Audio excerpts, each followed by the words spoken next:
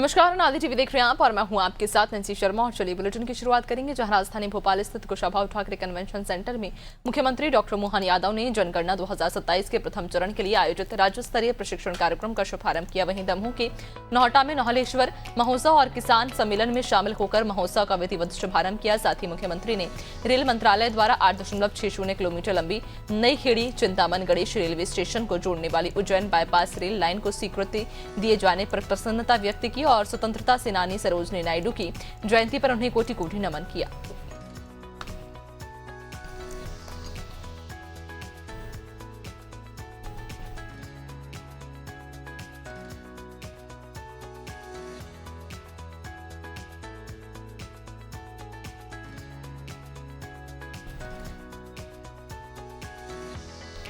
तो आज मुख्यमंत्री ने नौहलेश्वर महोत्सव का शुभारंभ किया। आपको बताते चलें कि रेल मंत्री अश्विनी वैष्णव का भी इस दौरान मुख्यमंत्री ने आभार जताया। साथ ही साथ सरोजनी नायडू की जयंती पर उन्हें नमन किया। तो सीएम ने जनगणना प्रशिक्षण कार्यक्रम का भी आज शुभारंभ किया। साथ ही साथ नौहलेश्वर महोत्सव का भी उन्होंने आज शुभारंभ किया है।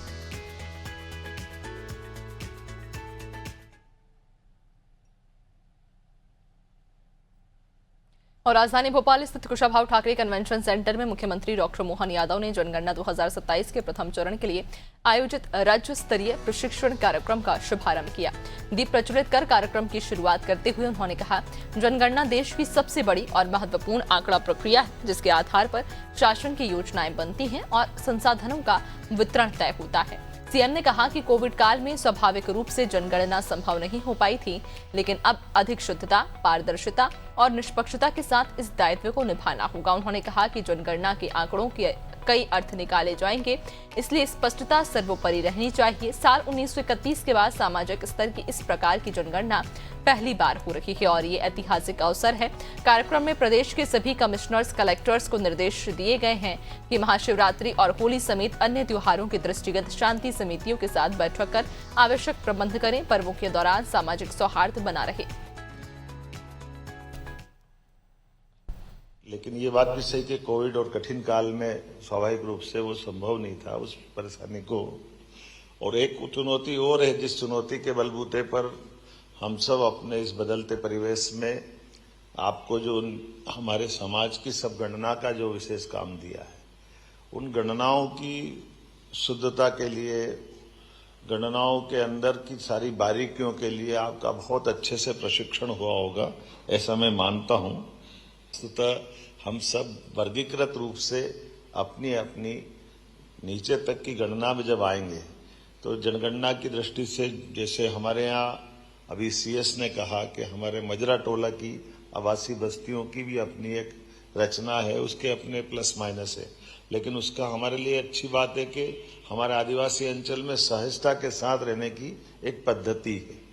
लेकिन एक और चीज, एक बेचरा गांव भी है, जो बेचरा गांव, जिन गांवों का बाद में बसना उजड़ना है कोई कहानी है, लेकिन ऐसे गांवों के अंदर भी ठीक से गणना हो जाए, बेचरा गांव पुनः आबाद भी करे जा सकते हैं, या उनके संबंध में विकास के लिए भविष्य में रोड मैप जब बनाने जाएंगे तो एक चुनौती उसकी भी आने वाली है। वैसे आप सब इसकी चिंता करेंगे।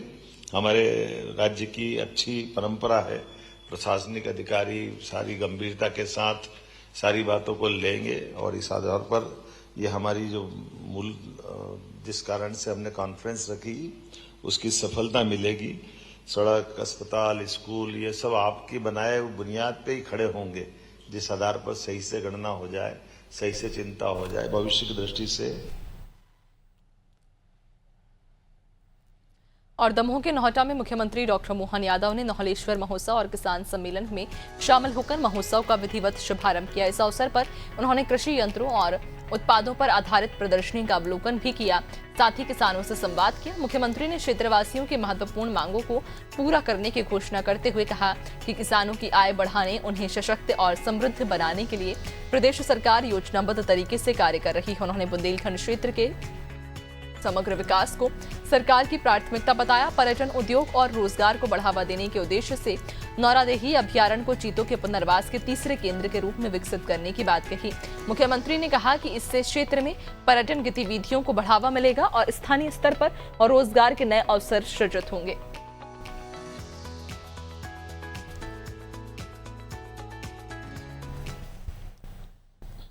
महाशिवरात्रि की बेला है और ऊपर से इतना अच्छा लग रहा देख करके। ये नोहटा का पूरा क्षेत्र और नोहलेसर पे ये मेले की शुरुआत, सच में हमारी संस्कृति बड़ी अद्भुत है। हर बार त्योहार, व्रत, उपवास, इन परंपराओं से जीवन को नई गति मिलती, नई शक्ति मिलती। और मुझे और आनंद तब आया जब बाबा महाकाल की नगरी से मैं आता हूं तो मुझे एहसास है नोहलेश्वर के मंदिर में क्या स्थापत्य का उत्कृष्ट उदाहरण है, क्या क्या उसमें रचनाएं बनाई गई। महारानी नोहला ने जब बनवाया होगा, कलचुरी साम्राज्य का वो अद्भुत काल 1100 साल पुराना है, जिसके लिए पूर्ववर्ती यहाँ के अंग्रेज शासकों ने भी मरम्मत करा करके उस रचना को जीवंत रखने का प्रयास किया। ऐसे में जब शिवरात्रि का पावन पर्व है और शिवरात्रि के पावन पर्व पर अन्नदाताओं का ये हमने किसान कल्याण वर्ष मनाने की घोषणा की है। हमारे राज्य में कृषि उत्पादन भी बढ़े और दूध उत्पादन भी बढ़े और कृषि और दूध के साथ किसानों की समृद्धि आए, उनके जीवन में आनंद आए। इसलिए हमारी सरकार सर्वोच्च प्राथमिकता से अगर काम कर रही है तो इसी क्षेत्र में कर रही है। मैं आपको बधाई देना चाहता हूं सभी मित्रों को।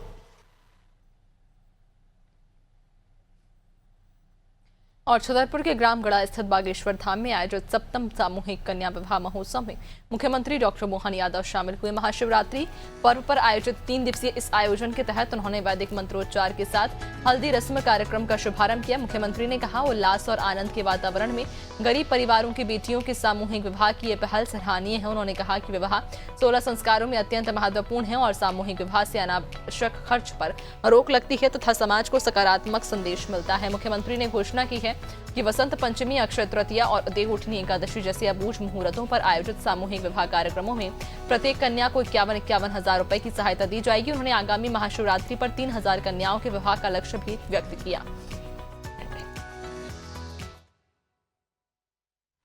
आप अगली बार 3000 करो, प्रत्येक बेटी के लिए 51,000 सरकार के माध्यम से दिलवाएंगे। उनका सबका विवाह सरकार के माध्यम से कराएंगे। लेकिन केवल शिवरात्रि नहीं, आप उचित समझेंगे 3 मुहूर्त हमारे हैं जहां हम बगैर मुहूर्त के विवाह कर सकते हैं। देवउत्थान एकादशी, बसंत पंचमी और फिर आने वाली अखा तीज, अक्षय तृतीया। तीनों तारीख पक्की कर लें।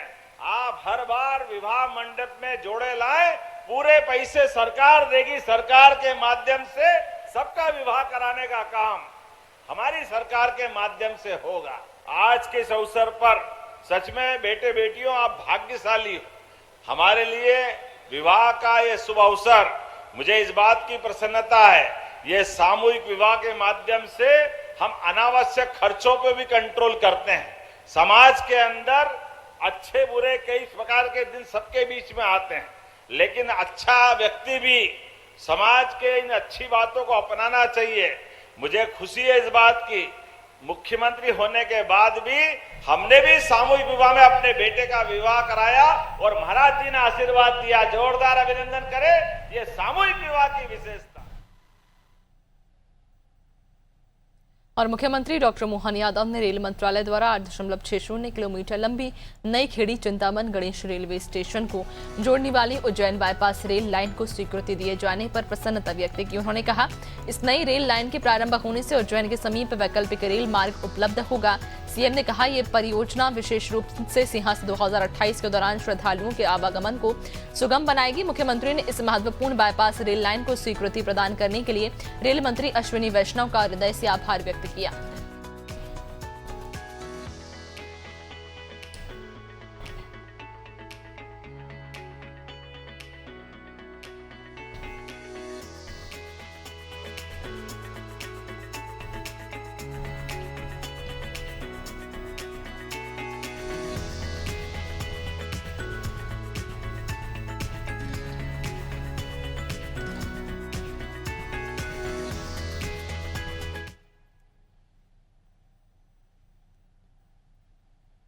और मुख्यमंत्री डॉक्टर मोहन यादव ने स्वतंत्रता सेनानी और भारत कोकिला के नाम से विख्यात सरोजनी नायडू की जयंती पर उन्हें कोटि कोटि नमन किया। मुख्यमंत्री ने कहा कि सरोजनी नायडू ने देश की सेवा, साहित्य सृजन और महिला सशक्तिकरण के लिए अपना संपूर्ण जीवन समर्पित कर दिया।